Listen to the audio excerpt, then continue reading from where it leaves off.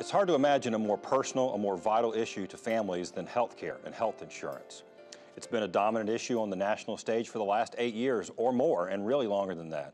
How is it then that an issue as far-reaching as eliminating medical benefits for retired state employees got such little media coverage during the 6-month legislative session? Easy. It was barely discussed. There were no study groups or task forces, no public meetings or input sought from stakeholders like retirees.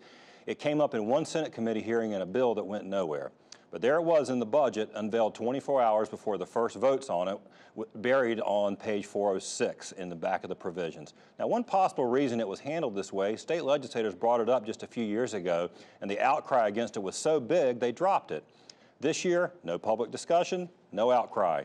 The reason we highlighted this issue on Education Matters is simple. Our public school teachers and all school personnel from K-12 through our community colleges and state universities are all state employees. In fact, more than a third of state employees are public school teachers. We've talked about our state's crumbling teacher pipeline in previous episodes. Our state university schools of education enrollment is down 30% since 2010. That's the single largest source of teachers for our state's public schools. Our turnover rate now stands at 14%. Many counties in rural parts, you heard Dr. Jackson say 20% in Vance County. Some in eastern North Carolina have turnover rates of 35%.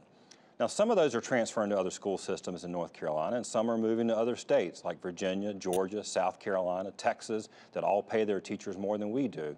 So is this really an ideal time to eliminate a tangible benefit to teachers? Almost every state, in fact, all but one, provide retiree health care benefits. Does North Carolina really want to give teachers another reason to look elsewhere? Make no mistake, the state health plan does have a large and growing liability. Medical costs continue to skyrocket, and retirees are depending on that health plan for longer and longer.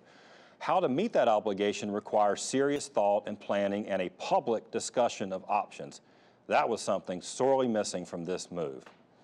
That's it for this week's show. Next week, we're going to show an encore episode before we come back the following week to talk about the possible breakup of large school systems, Wake and Charlotte in North Carolina.